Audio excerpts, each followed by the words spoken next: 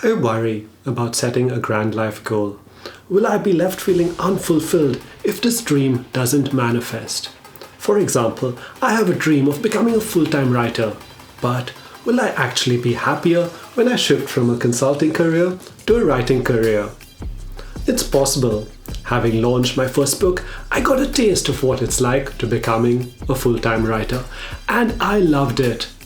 But writing is hard, editing is hard, and marketing is soul-sucking. There's also a risk of turning into a self-serving narcissist. What if I end up spending less time with people that I love in pursuit of this grand life goal? The big goal strategy is problematic for other reasons too. Psychologists point out to the Arrival Fallacy, the illusion that achieving a major life goal will make us happy, finally. Yet, researchers on happiness find that the positive feeling from a major life event does not have a positive impact in our long-term well-being due to hedonic adaptations. While major life events often have a fleeting effect, repeated, minor life activities like rituals, such as mindfully sipping on a cup of coffee,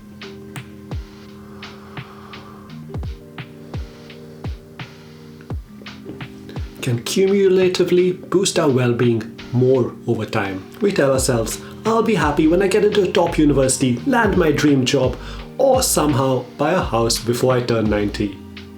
But when we finally get there, life can still feel empty. We can spend years chasing someone else's idea of success. Or even worse, what if we fail to reach our big life goals? A 2021 peer-reviewed study published in Frontiers in Psychology found that failure to achieve a highly specific goal can take a toll on affect, which is our emotional well-being, self-esteem, and even our motivation to pursue goals in the future. I wanted to know what actually improves my well-being, not in theory, but in practice. So I tested a self-tracking technique developed by Jim Collins and popularized by Cal Newport in his podcast Deep Questions. The idea is simple. Track daily feedback about what contributes to a positive or negative day in your life and make the changes that serves you. Here's what it looks like in practice. First, choose your tracking tool. This could be the Notes app on your phone, an Excel spreadsheet, a journal, or create your own no-code or low-code app. For me, I went old school and used a physical diary.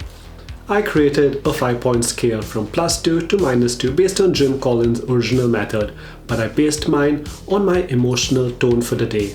So +2 if I was feeling very positive, +1 if I was feeling positive, neutral if I was feeling meh, -1 if I was feeling negative, and -2 if I was feeling very negative that day. The scale is intentionally subjective.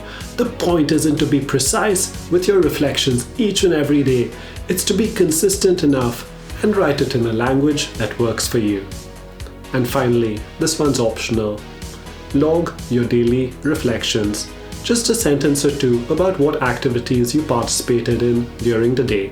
For me, I logged in which activities shaped my emotional tone for the day. After 2 weeks, I started to see some patterns. No dramatic revelations, but small signals of what shaped my emotional landscape each day. Few patterns emerged.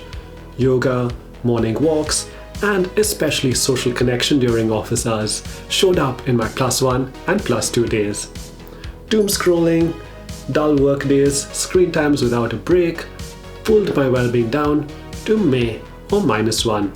What surprised me wasn't these known patterns, because I knew that doom scrolling is pulling down my well-being, or the lack of social connection is pulling down my well-being. Rather, it was how I started to paying attention to my emotional needs even before these dips occurred. For the first time, proactively rather than reactively, I'd catch myself saying, I need to step out for a beach walk, or time to connect with a fellow human being when I'm working from home. So here's my open invitation. Try 2 weeks of self-tracking and see what comes up for you. For me, self-tracking was not about optimization or productivity. It was about finding the small changes that can reliably improve my well-being and allowing my natural emotional awareness to guide me through the day. If you want to read more about my self-tracking experiment, check out my Substack in the comments. And if you tried this experiment or have tried self-tracking in the past, I'd love to hear about your experience in the comments.